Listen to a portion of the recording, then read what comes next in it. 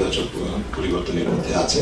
যার মধ্যে উল্লেখযোগ্য হচ্ছে করোনার মাধ্যমে গ্রেফতারের বিধান, অনলাইন জুয়া নিষিদ্ধকরণ, ব্লক কন্টেন্টের তালিকা প্রকাশ ইত্যাদি।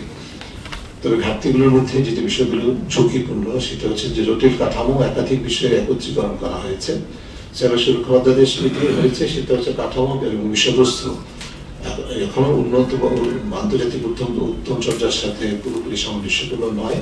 এটি মূলত তিনটি বিষয়, বিশেষ করে সাইবার সুরক্ষা, সাইবার অপরাধ এবং অনলাইনে মত প্রকাশের স্বাধীনতা, এই তিনটি বিষয়কে একত্রিত করে একটা মিশ্র জনপিটুনি আইনে পরিণত করা হয়েছে। যার ফলে এর প্রায়োগিক জটিলতার সাথে সাথে অপব্যবহারের সুযোগ তৈরি হয়েছে এবং হবে, আরো বেশি গভীরতর হবে। যার বড় উদাহরণ সম্প্রতি ঘটেছে অনলাইনে অপপ্রচারের অভিযোগে মিম স্যাটার পেজের মামলা, পেজের নামে মামলা হয়েছে। প্রতিবাদ তথ্যপত্র অপসারণ ও ব্লক করার ক্ষমতা যেটি ধারা 8(2)তে আছে। ধর্মীয় বা সাম্প্রতিক ঘৃণামূলক বা জাতিগত বিদ্বেষমূলক বক্তব্য বিষয়ে অস্পষ্টতা এবং অপব্যবহারের সুযোগ বাড়বে। কোনো সুস্পষ্ট ব্যাখ্যার অনুপস্থিতিতে কোনটি ধর্মীয় বা ঘৃণামূলক বক্তব্য আর কোনটি নয় তার বিচার অনেকটাই আপেক্ষিক এবং তর্কযোগ্য হবে এবং উদ্দেশ্যমূলক ব্যবহারের সুযোগ থাকবে। তাৎক্ষণিক কন্টেন্ট ব্লক করার ক্ষেত্রে পরবর্তীতে ট্রাইব্যুনালের অনুমতি নেওয়ার বিধান থাকলেও এক্ষেত্রে চুজ অ্যান্ড পিক করার সুযোগ সৃষ্টি করা হয়েছে এবং সেটাও একইভাবে উদ্দেশ্যমূলকভাবে ব্যবহারের প্রয়োগের সুযোগ সৃষ্টি করেছে। সুরক্ষা অধ্যাদেশের আরো তিনটি বিষয়, অপরাধ ও দণ্ড যেটি সংক্রান্ত যে বিধানটি, সেখানে বিশেষ করে সাইবার স্পেসে ধর্মীয় ও জাতিগত বিষয়ে সহিংসতা, ঘৃণা, বিদ্বেষমূলক তথ্য প্রকাশে জরিমানার অপব্যবহারের সংখ্যা রয়েছে। কারণ এই বিষয়গুলো আমরা যেটা বলেছি আগে, যেটা কোনটা ঘৃণামূলক কোনটা বিদ্বেষমূলক সেগুলো সুস্পষ্ট ব্যাখ্যা কিন্তু যিনি করছেন এটা আইনটা অপব্যবহার তার উপর নির্ভর করে, যেহেতু ব্যাখ্যা নেই সুস্পষ্ট। সাইবার সুরক্ষা এজেন্সি একটা যেটা প্রস্তাব তৈরি করা হয়েছে পুরোপুরি সরকারের নিয়ন্ত্রণে, যে অভিজ্ঞতাটা আমাদের অত্যন্ত তিক্ত, একইভাবে সেটা পুরোপুরি সরকারের নিয়ন্ত্রণে রাখা হয়েছে। যার ফলে কন্টেন্ট ব্লকিং মতো সংবেদনশীল বিষয়, কন্টেন্ট ব্লকিং প্রয়োজনের ক্ষেত্রে অবশ্যই যখন ঝুঁকিপূর্ণ হবে সেটা অপরিহার্য হবে, কিন্তু সেটা কখন করা হবে কখন করা হবে না সেটা যখন সরকারি কর্তৃত্বে থাকে তখন সেটা শুধু সরকারি পছন্দ নিয়ে হয় এবং এই সুযোগটাকে রাখা হয়েছে এবং স্বার্থের দ্বন্দ্ব সৃষ্টি হবে, কারণ সরকার নিজেরাই ঠিক ব্যবহারকারী। এবং একই সাথে সরকার প্রধানের নেতৃত্বে একটা জাতীয় সাইবার সুরক্ষা কাউন্সিল তৈরি করা হয়েছে, যেটি সরকারের কর্তৃত্বকে এবং ক্ষমতাকে আরো জোরদার করবে।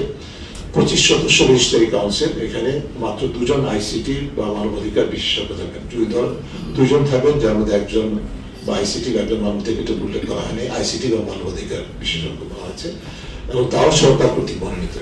কাজে এই কাউন্সিলটি পুরোপুরি সরকারি কর্তৃত্বাধীন, অর্থাৎ এজেন্সি এবং কাউন্সিল দুটোই কিন্তু সম্পূর্ণভাবে সরকারের কর্তৃত্বে থাকলো এবং সরকারের বাইরে অংশীদারকে প্রকৃত প্রতিনিধিত্ব না থাকায় যে সংখ্যা এবং পুরো জাতিকে সরকারের নিয়ন্ত্রণ, নজরদারি ও স্বার্থের দ্বন্দ্বের ঝুঁকির মধ্যে ফেলে দেওয়ার অবস্থা সৃষ্টি হয়েছে বলে আমরা মনে করছি এই অধ্যাদেশটির মাধ্যমে।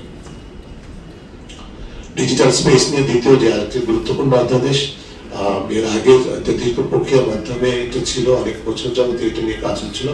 আমরা প্রশংসা করতে চাই যে এই কাজটি ইতিবাচকভাবে সম্পন্ন হয়েছে, অনেক ইতিবাচক ধারা এখানে আছে।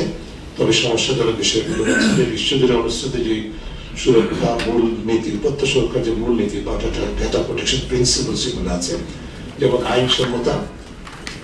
আইনসম্মতভাবে চলবে, মানবাধিকারের প্রাধান্য হবে, ন্যায্যতা ও স্বচ্ছতা, উদ্দেশ্য সীমাবদ্ধতা, তথ্য উন্নতিকরণ, নির্ভরতা, তথ্য নির্ভরতা সহ সততা ও গোপনীয়তা এবং জবাবদিহির তথ্য মানে ব্যক্তিগত তথ্যের গোপনীয়তা এবং জবাবদিহির বিষয়গুলো বাদ দেওয়া হয়েছে বা সরিয়ে ফেলা হয়েছে, সম্পূর্ণভাবে প্রত্যাখ্যান করা হয়েছে।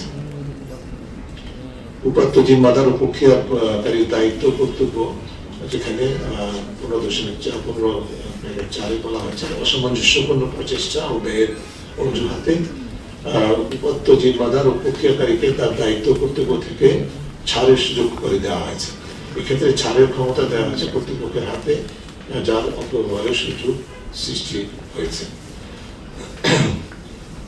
ধারা 24 অব্যাহতি সংক্রান্ত বিষয়াদিতে অপরাধ প্রতিরোধের নামে ব্যক্তিগত উৎপাতে ঢালাও প্রবেশাধিকারের ক্ষেত্রে সুযোগ রাখা হয়েছে, যা তথ্য সুরক্ষা নামে নিয়ন্ত্রণ ও নজরদারি হাতিয়ার হিসেবে ব্যবহৃত হওয়ার শঙ্কা সৃষ্টি করেছে এবং সুস্পষ্ট ব্যাখ্যার অনুপস্থিতিতে জাতীয় নিরাপত্তা ও জনগণের স্বার্থ রক্ষার নামে ব্যক্তিগত তথ্য ব্যবহার করার এখতিয়ারও রাখা হয়েছে।